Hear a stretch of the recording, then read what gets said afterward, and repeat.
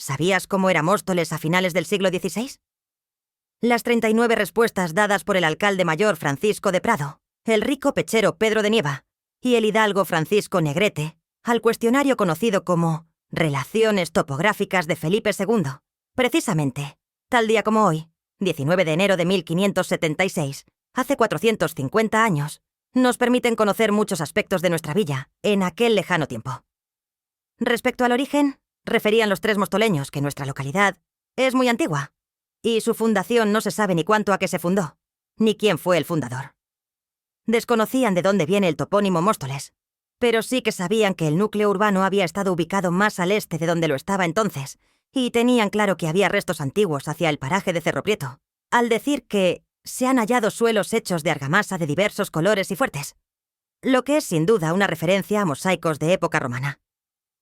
Los respondientes señalaban cuáles eran las dimensiones del término municipal, enumerando los pueblos que había alrededor y la distancia hacia ellos, expresadas en leguas y pasos, y utilizando expresiones curiosas como un tiro de ballesta o un tiro de arcabuz. Cabe destacar que al este u oriente o levante señalaban el pueblo de Polvoranca, hoy ya despoblado, del que solo nos quedan las ruinas de su iglesia de San Pedro. Para ir a Navalcarnero, al oeste o poniente, indicaban que había que pasar por un monte y antes por un vado para atravesar el río Guadarrama, del cual dicen, en el verano es muy falto de agua, y no es caudaloso. Resulta curioso que este camino y vado tan rudimentarios sea por donde hoy circulan miles de vehículos al día, por la autovía A5 y el puente del Aguijón. El capítulo geográfico lo completaban hablando de los dos principales arroyos que surcaban el término. Al norte, el de San Sebastián, que mucho después se conocería como del Soto, y al sur, el de la Magdalena, hoy de la Reguera y de los Combos. Como fuentes de agua, señalaban la de la Fontanilla, asegurando que es tan buena que los enfermos beben de ella y personas regaladas, mencionando, además, que en el casco urbano había un pilar de agua dulce, que, para que os ubiquéis, estaba en lo que hoy es la avenida 2 de Mayo, aproximadamente donde se erige la estatua homenaje a la Barbacana. Es curioso, también, cómo hablaban del despoblado de Lucero, que había quedado deshabitado algunas generaciones antes y anexionado a Móstoles. Como nos gusta que ubiquéis todas las cosas que mencionamos, debéis saber que Lucero estaba aproximadamente en la vereda de Villaviciosa, cerca de las actuales instalaciones de Repsol YPF. Los entrevistados estimaban la población de Móstoles en unos 300 vecinos, que para que nos entendáis, traducido a 7 habitantes, supone entre 1.175 y 1.200 almas. Aseguraban que en ella hay personas de a 90 y 100 y más años, lo que es destacable en una época y latitudes en las que ya era raro, de por sí, superar el medio siglo de vida. En aquel entonces, según revelan, la mayoría de los vecinos eran labradores pobres, si bien había 14 hidalgos con privilegios de nobleza, de los cuales solo 3 estaban en posesión, gracias a cartas ejecutorias de hidalguía. A diferencia de hoy, la villa de Móstoles no tenía un escudo de armas propio, sino que, en su ayuntamiento, o casa consistorial, se exhibían los 3 escudos heráldicos del emperador Carlos V, del soberano reinante entonces, Felipe II, y de la que había sido su tercera esposa, Isabel de Valois. Nuestros interlocutores de 1576 nos informan de que Móstoles pertenecía a la corona, como villa realenga segregada de Toledo, pues hasta 1565 había sido un lugar o aldea de su tierra, es decir, una especie de pedanía, sujeta totalmente a la ciudad del Tajo, y de la que se había independizado, logrando su autonomía política y la sujeción directa al rey. A pesar de ello, la villa seguía estando en el reino de Toledo,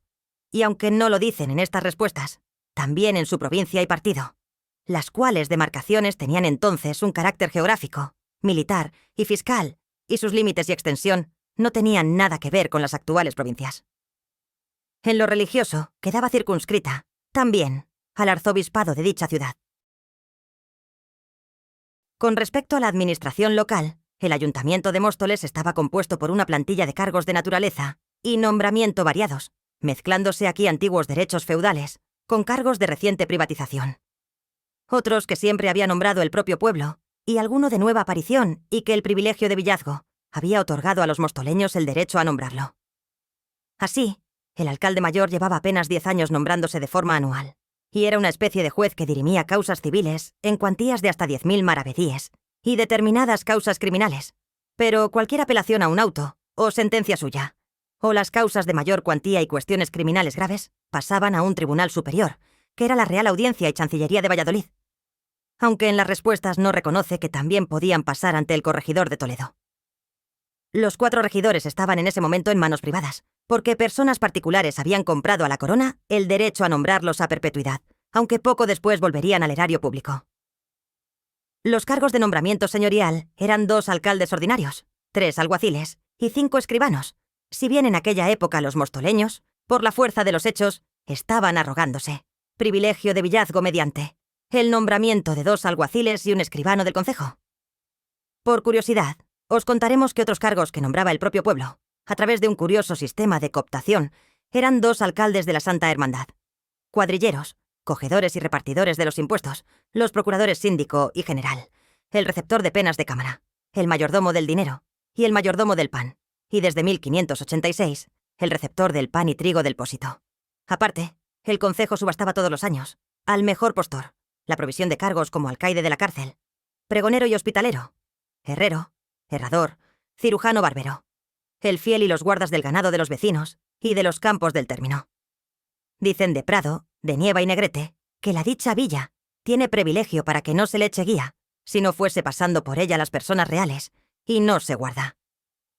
Frase algo enigmática, que parece indicar que, a diferencia de tiempos pasados, ningún noble que pasase por la villa podía exigir a los vecinos que alojasen huéspedes de sus séquitos en sus casas, pero sí lo podía exigir el rey y su familia, si transitaban por el lugar. No existían los servicios públicos como los entendemos hoy. Las relaciones topográficas únicamente mencionan la existencia en Móstoles de un pequeño hospital mantenido con limosnas. Era una casa con unas pocas camas para atender a transeúntes pobres. Y en ningún momento hablan de que existiera algún servicio educativo en la localidad. Los propios, es decir, el conjunto de derechos y de inmuebles que pertenecían al común de los vecinos, y de los cuales el concejo o ayuntamiento podía obtener ingresos y rentas por su explotación, se reducían en 1576 a una dehesa llamada de Arroyo de Viñas y al heredamiento de Lucero. Pero aquí nuestros entrevistados no nos están aclarando de qué iba esto, y nos están omitiendo otros bienes comunales,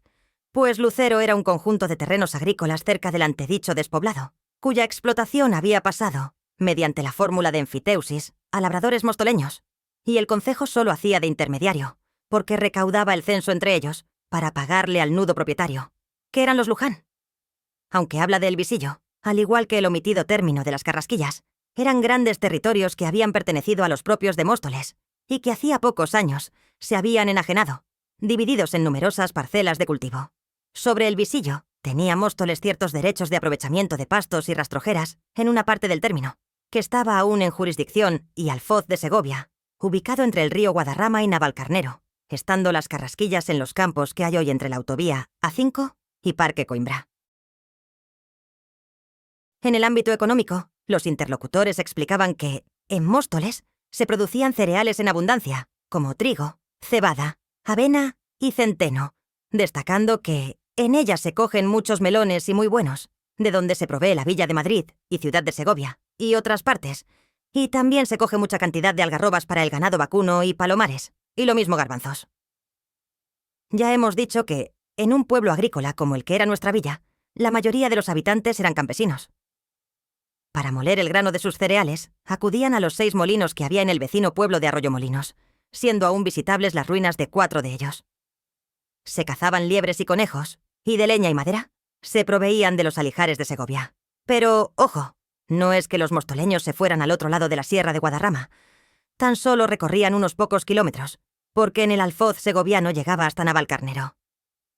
Aunque las respuestas aseguran que no había pastos y solo un soto, es decir, un bosque de árboles de ribera, esto no es exacto, ya que había otro soto, el del Arroyo del Moral y el de la Peña,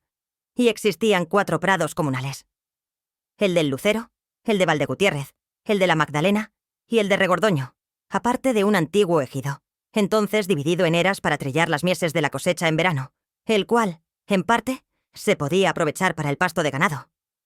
No debían estar muy puestos los respondientes en cuestiones económicas locales, dado lo que estamos viendo. Y porque además, como único mayorazgo, mencionaban el de Alonso de Rojas, el cual fundó en 1513 su tío bisabuelo Francisco de Rojas, embajador de los Reyes Católicos en Roma. En realidad, Este dato se refiere a un mayorazgo radicado en Móstoles, con su casa solariega aquí. Pero, en realidad, había otros mayorazgos que tenían bastantes propiedades en la localidad, como el de los Pantoja, el de los Chacón, el conde de Puñonrostro, el de los Vozmediano y el conde de Chinchón. Los tres primeros, junto con los Rojas, eran los magnates que tenían derecho a nombrar 2 alcaldes ordinarios, 3 alguaciles y 5 escribanos, como vimos antes. Hilando con lo que decíamos antes, aunque los entrevistados aseguraban que las únicas casas destacadas que había habido en Móstoles fueron las de Teresa de Haro, Payo Cuello y el conde de Puñonrostro. Estas 2 últimas donde se alojaron los reyes católicos y Carlos I, de paso por la villa.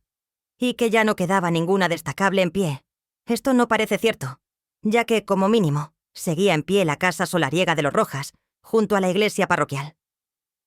Respecto a la topografía y el urbanismo, no dicen mucho más allá de que Móstoles está en zona llana, y no tiene cerca ni parece que la haya habido. Pero su memoria, o bien les fallaba, o había alguna otra razón, les impulsó a omitir el dato de que, apenas unas décadas antes, había existido un pequeño castillo a las afueras del pueblo, del que muy probablemente quedaban vestigios, puesto que todavía en 1750, y a lo largo del siglo XVI y del XVII, hay numerosas referencias al mismo y a sus restos. Por lo demás, refieren que las casas y edificios de la dicha villa son groseros, aunque las casas de buenas fechuras, y son de tapiería de tierra. Y aunque la tapiería es de tierra, dura muchos años. Pero los materiales de construcción se tenían que importar, como el yeso de Getafe, la cal de Pinto, o la piedra de Fuenlabrada, aunque la tierra no faltaría, dado que el asiento de Móstoles son terrenos arenosos y arcillosos. Uno de los aspectos más interesantes del Móstoles del siglo XVI es su condición de encrucijada de caminos, algo de lo que ya dan cuenta otras fuentes anteriores, como la cosmografía de Hernando Colón o el repertorio de Pero Juan Villuga, y que confirman estas relaciones de Felipe II, al referir la respuesta a la pregunta número 55, que la dicha villa es pasajera de Valencia para Castilla la Vieja, y de Andalucía para Segovia, y de Extremadura para Madrid, y de la Alcarria para Nuestra Señora de Guadalupe, y de los mercados de Villalón y Benavente, y de Villada y Peñaranda, para el de Torrejón de Velasco, que es 2 leguas de esta villa. Y asimismo la mayor parte de los ganados de Soria para Extremadura pasan por esta villa. Otra de las cuestiones por las que Móstoles era tan especial, hace 450 años, es porque había nada más y nada menos que 6 ermitas diseminadas por su término municipal, y porque era cabecera del arciprestazgo de Canales, de modo que su vicario tenía jurisdicción eclesiástica y civil sobre los clérigos de 57 pueblos de dicha demarcación religiosa. Dicho vicario era nombrado por el cura párroco propietario de Chozas de Canales, que es donde originalmente estaba la sede, y en caso de que alguien apelase a alguna de las determinaciones de dicho vicario, el proceso pasaba al Consejo de la Dignidad Arzobispal de Toledo. Es curioso que, en las relaciones de Felipe II, los 3 interlocutores mostoleños no mencionasen nada acerca de la ermita de Nuestra Señora de los Santos y la leyenda que se ha hecho célebre hoy, que mantiene que su origen está en un descubrimiento casual de una talla mariana que hicieron unos niños en una cueva en 1514, lo que indica que es falsa. La iglesia parroquial de Móstoles estaba en aquel entonces bajo la advocación genérica de Santa María, pues Nuestra Señora de la Asunción sería adoptada casi un siglo después. Tampoco existían las fiestas patronales como las entendemos hoy, ni mucho menos dedicadas a la anterior advocación de la Virgen de los Santos. Las fiestas religiosas que se celebraban en nuestra villa, aparte de las oficiales de la Iglesia Católica, eran San Sebastián, el 20 de enero, con romería a la ermita de este santo para rogar mantener al pueblo a salvo de la peste. San Marcos, el 25 de abril, con romería a la ermita de Nuestra Señora de Arroyo de Viñas o Rodeviñas. Santa María Magdalena, en el día de la Santa Cruz, 3 de mayo, con procesión a la ermita de esta santa, a pesar que la fiesta oficial fuese el 22 de julio. San Gregorio Nacianceno, el 9 de mayo, para rogar librase a las viñas de la plaga del pulgón o cuquillo. San Andrés, en las letanías mayores de mayo, con romería a la ermita de este santo. Santa Bárbara, el 4 de diciembre, para rogarle mantuviese a salvo la villa de tormentas y rayos, que podían echar a perder las cosechas. Las romerías primaverales obedecían a la costumbre generalizada de rogar e implorar en aquellas fechas a los santos, pidiendo la abundancia de lluvias y la fertilidad de los campos, precisamente en la época del año crucial para el adecuado crecimiento de los cultivos. Fundamentalmente los cereales de invierno como trigo, cebada, avena y centeno, de cuya buena cosecha dependía la vida de millones de personas en el medio rural. La sexta y más reciente ermita que había era la de Nuestra Señora de la Concepción, aunque pocas décadas después cambiaría a Nuestra Señora de la Encarnación.